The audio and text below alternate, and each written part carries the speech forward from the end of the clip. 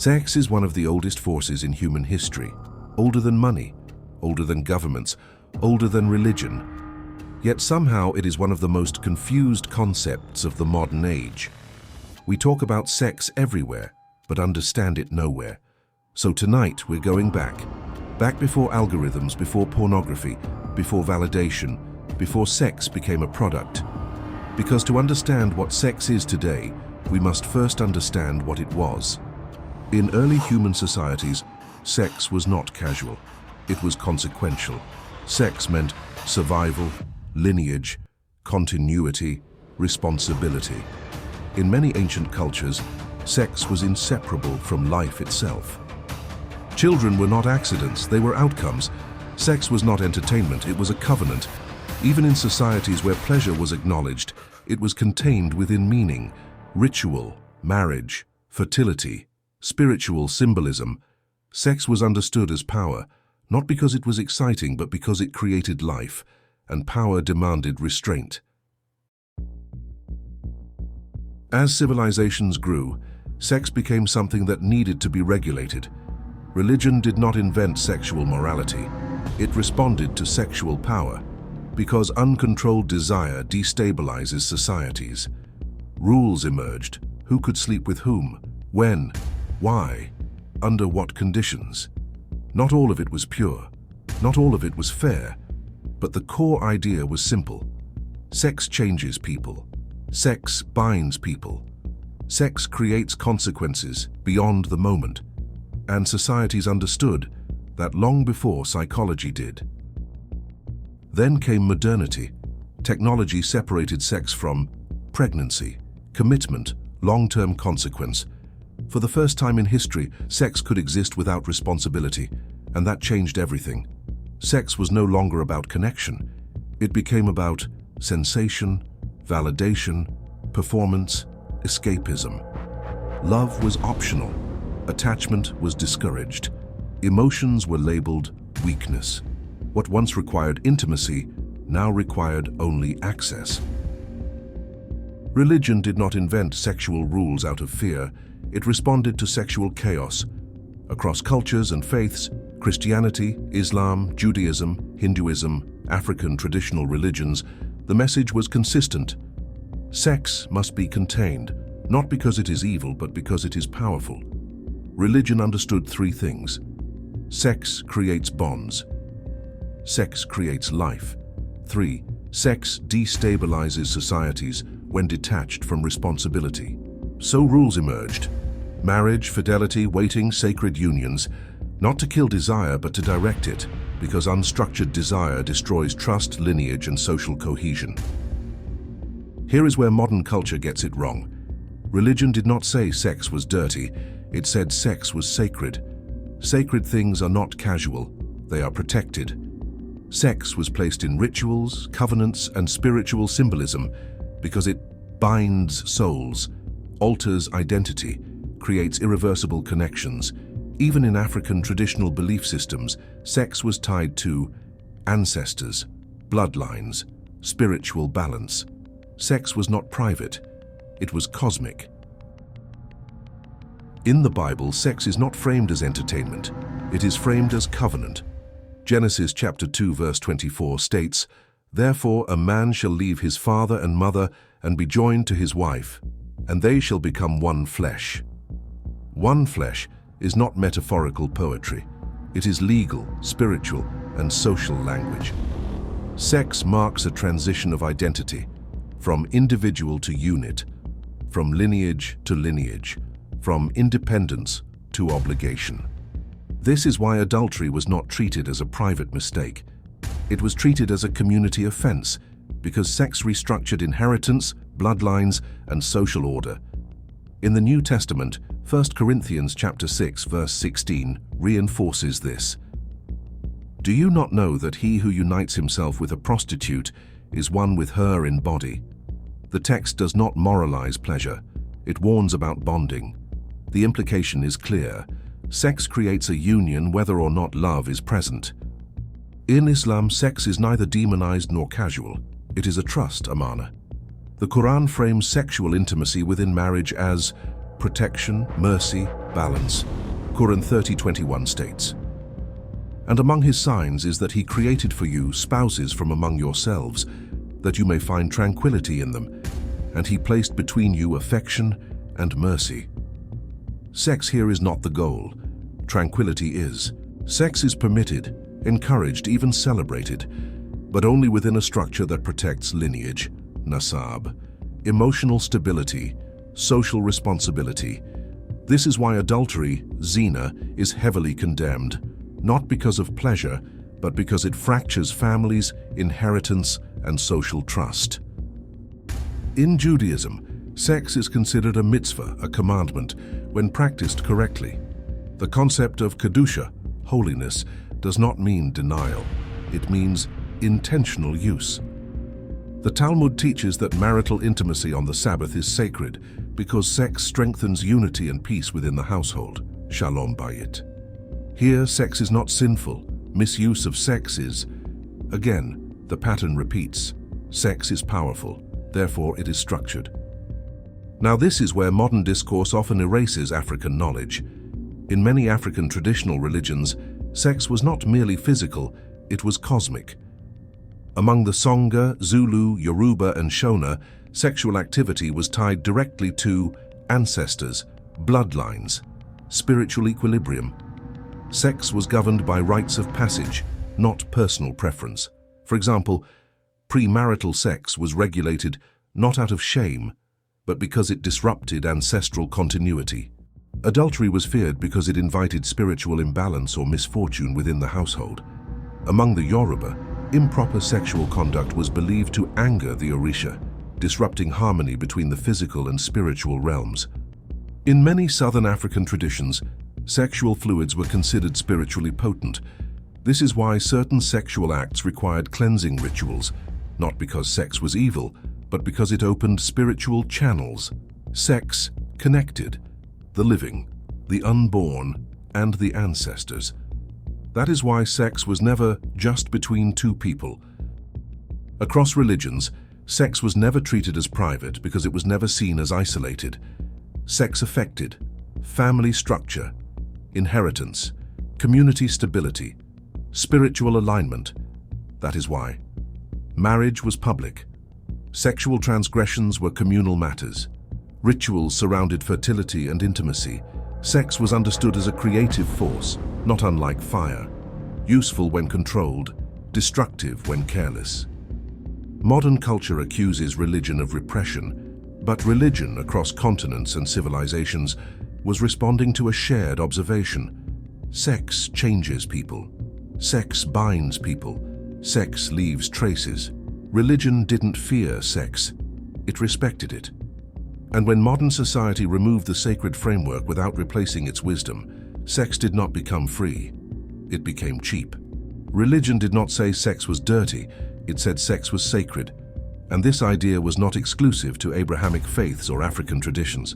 It existed across Asia, the Middle East, and ancient civilizations long before modern moral debates. Sacred things are not casual. They are studied, ritualized, and disciplined. Sex was never treated as instinct alone. It was treated as knowledge. Modern culture reduces the Kama Sutra to exotic positions and erotic novelty. That is a distortion. The Kama Sutra, written by Vatsyayana, circa 3rd to 4th century CE, is part of a broader Indian philosophical framework that identifies 4 essential pursuits of life: Dharma, moral duty; Artha, material stability; Kama, pleasure; Moksha, spiritual liberation. Sex, Kama, was not isolated from ethics or spirituality. It was balanced against responsibility and purpose. The text emphasizes emotional compatibility, mutual satisfaction, restraint and timing, respect between partners. Sex was a discipline, not indulgence. Pleasure was meaningful only when integrated into a well-ordered life. In tantric traditions, Hindu and Buddhist, sex was understood as energy transfer. Sexual union was symbolic of masculine and feminine balance, cosmic unity, spiritual awakening. Sex was not about release, it was about control and transcendence. Practitioners were taught, breath regulation, delayed gratification, conscious presence. In this framework, uncontrolled lust was seen as spiritual regression, not freedom. The goal was integration, not excess. In Taoist philosophy, sex was linked to qi, life force energy. Sex was believed to affect longevity, influence health, determine spiritual harmony. Texts such as the Huangdi Neijing and later Taoist manuals taught that reckless sexual behavior depleted life energy, particularly for men. Sex required moderation, rhythm, awareness. Too much indulgence was seen as self-harm, not pleasure. Once again, the pattern repeats: sex is powerful, therefore it must be regulated.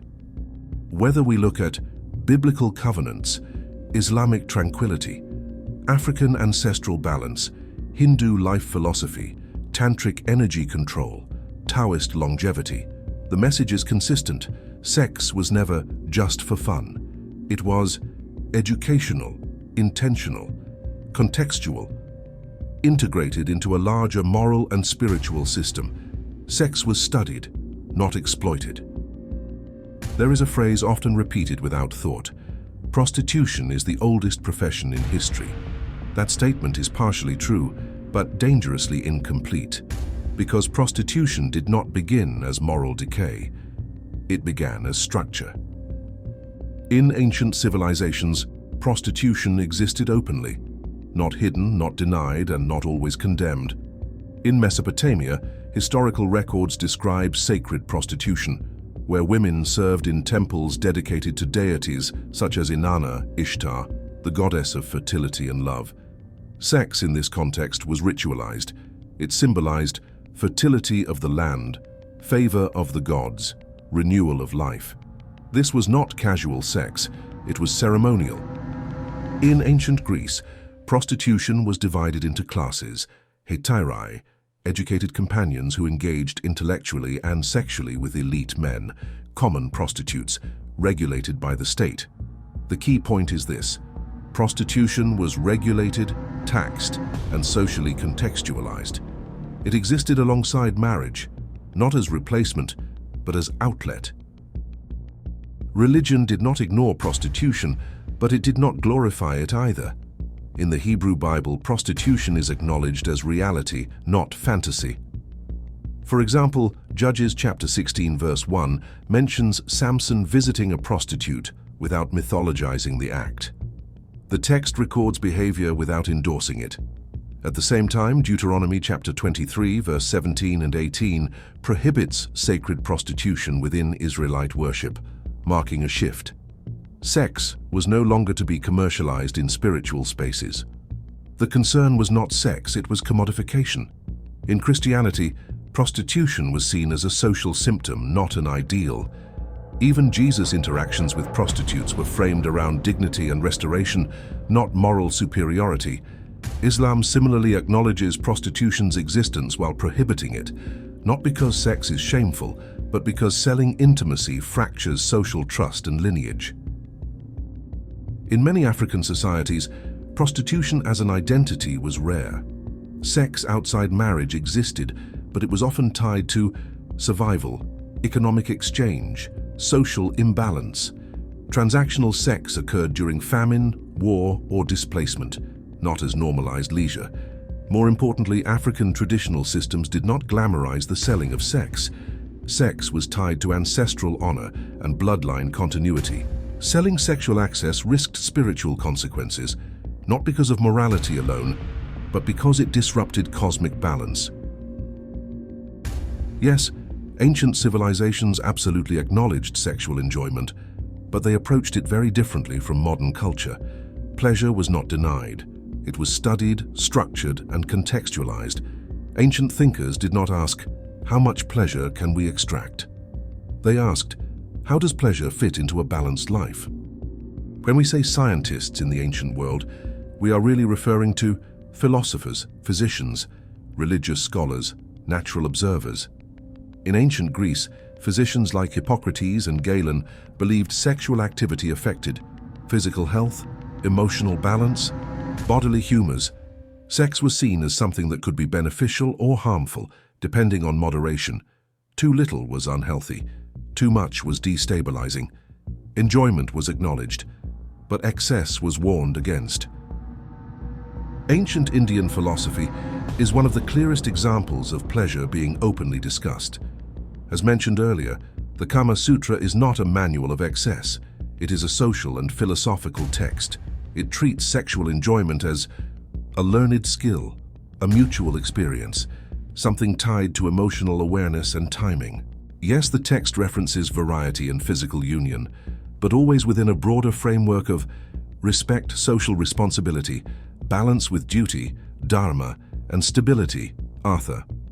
Pleasure was not taboo, but it was never detached from ethics. In ancient Taoist thought, sexual pleasure was acknowledged but tightly regulated.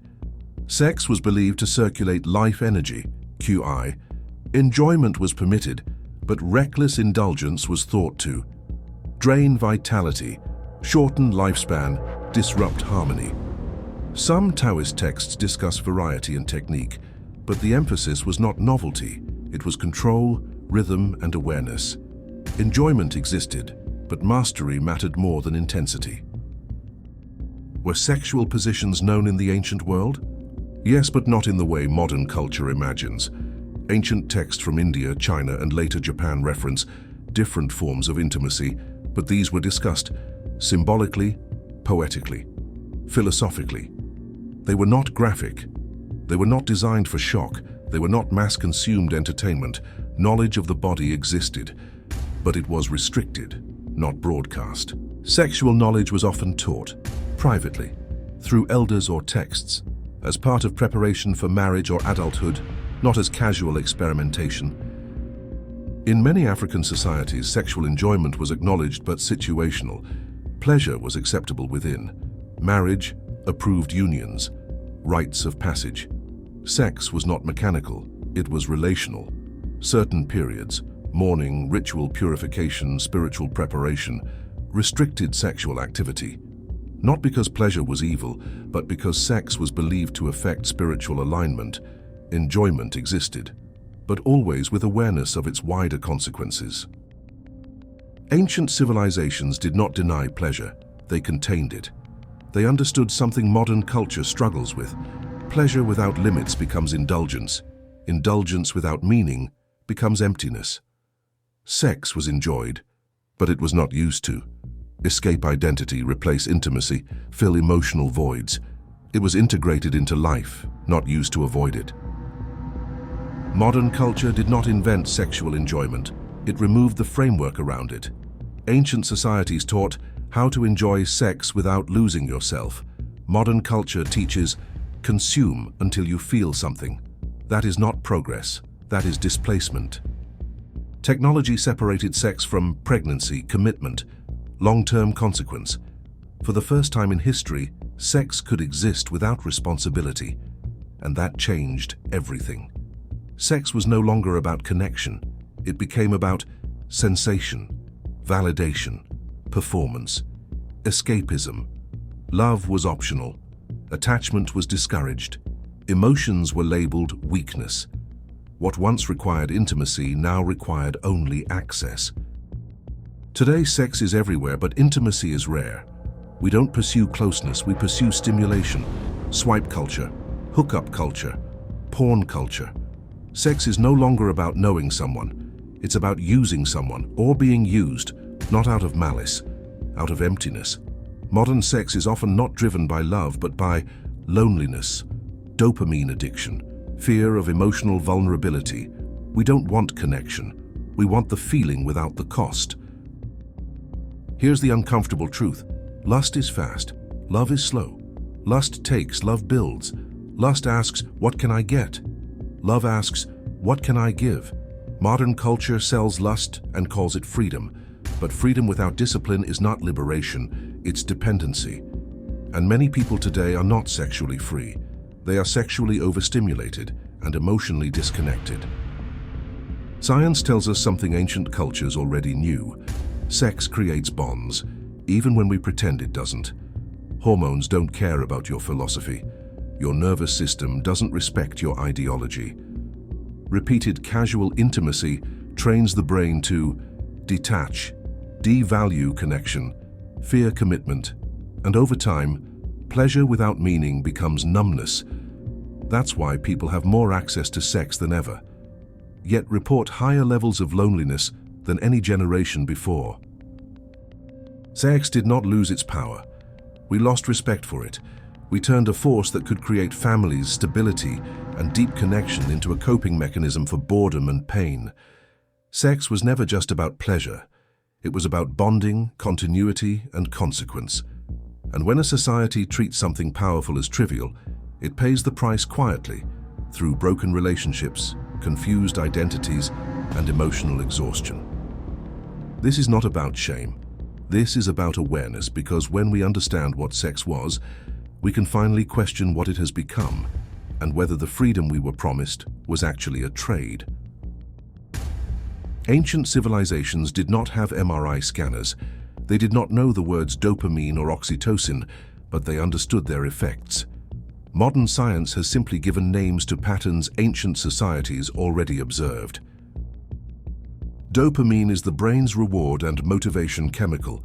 It is released when we anticipate pleasure, experience novelty, seek stimulation. Sex triggers dopamine strongly, especially new sexual experiences. Here is the critical scientific insight. Dopamine does not measure satisfaction. It measures desire. This explains why. Novelty feels exciting. Repetition dulls pleasure. Excess leads to escalation. Ancient cultures intuitively understood this. That is why sexual novelty was limited. Partners were stable. Excessive indulgence was discouraged, not because pleasure was evil, but because endless novelty weakens fulfillment. Modern pornography and hookup culture exploit dopamine directly. Infinite novelty, endless options, no completion. This creates a loop of craving without satisfaction. Ancient societies avoided this trap by restricting access, not denying enjoyment. Oxytocin is the bonding hormone. It is released during sexual intimacy, orgasm, physical closeness, emotional vulnerability. Oxytocin promotes trust, attachment, emotional memory. This is why ancient religions and cultures treated sex as binding. Biblical language like one flesh aligns precisely with oxytocin's function. African ancestral warnings about sexual mixing align with oxytocin's role in emotional imprinting. Tantric emphasis on union mirrors oxytocin-driven bonding. The body does not distinguish between casual sex and meaningful sex. The bonding chemistry is the same. Ancient societies saw the emotional consequences. Modern science explains the mechanism. Attachment theory, developed by John Bowlby and later expanded by Mary Ainsworth, explains how humans form emotional bonds. Secure attachment develops through consistency, trust, emotional safety. Repeated sexual intimacy without stability can confuse attachment systems, train avoidance, reduce emotional availability. This aligns with what ancient cultures observed. Too many fragmented bonds weaken long-term pair bonding. Religion called this spiritual fragmentation. Psychology calls it avoidant or anxious attachment patterns, different language, same phenomenon. Ancient societies did not suppress sex. They regulated stimulation, they limited frequency, novelty, access, not to punish desire, but to protect bonding and emotional health. Modern culture does the opposite. It maximizes novelty, dopamine, intensity, accessibility, and then wonders why. Commitment feels difficult, intimacy feels shallow, satisfaction declines, the nervous system is overstimulated, the attachment system is confused, the bonding chemistry is misfiring. Modern neuroscience confirms what ancient cultures already knew. Pleasure without boundaries leads to desensitization. Bonding without stability leads to detachment. Intimacy without meaning leads to emptiness. Sex was not regulated because it was dangerous, it was regulated because it was powerful. Ancient civilizations asked, how do we enjoy sex without losing ourselves? Modern culture asks, How do we stimulate ourselves without limits? Science now shows the cost of that question. Dopamine burns out. Oxytocin bonds indiscriminately. Attachment systems adapt for better or worse. The ancients built systems to protect the human psyche. We dismantled them without understanding the chemistry. That is not liberation, that is experimentation on ourselves. Thanks for watching the channel.